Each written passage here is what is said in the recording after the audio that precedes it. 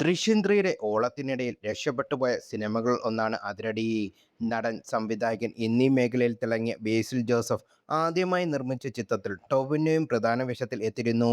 Announcement മുതൽ release വരെ സിനിമയെ ലൈവാക്കി നിർത്താൻ അണിയറ പ്രവർത്തകർക്ക് സാധിക്കുകയും ചെയ്തു.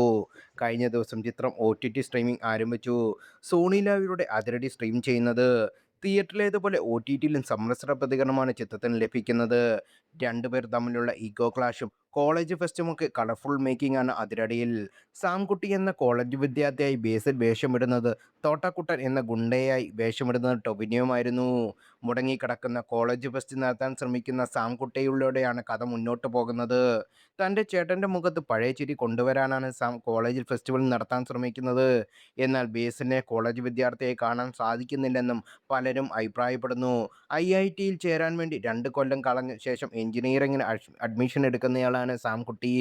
36 വയസ്സുള്ള ബേസിൽ കോളേജ് വിദ്യാർത്ഥിയായി വേഷമിടുന്ന സിനിമയിൽ കല്ലുകടിയായി തോന്നിയെന്നും പലരും അഭിപ്രായപ്പെടുന്നു. ബേസിലിന് പകരം സന്ദീപ് പ്രദീപ് വേഷമിട്ടിരുന്നെങ്കിൽ കുറച്ചുകൂടെ നന്നായേനെയെന്നും ചിലർ കമന്റ് പങ്കുവച്ചു. പടക്കലത്തിലേതുപോലെ സന്ദീപിന് പെർഫോം ചെയ്യാൻ പറ്റുന്ന വേഷമായിരുന്നു അതിരടിയുടെ സാംകുട്ടി.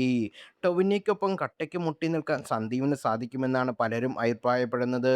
ഷെൽവിൻ ജെയിംസുമായുള്ള കെമിസ്ട്രിയും സന്ദീപിന് സ്കോർ ചെയ്യാനുള്ള വകുപ്പുണ്ടായിരുന്നു എന്ന് കമന്റുകളുണ്ട്.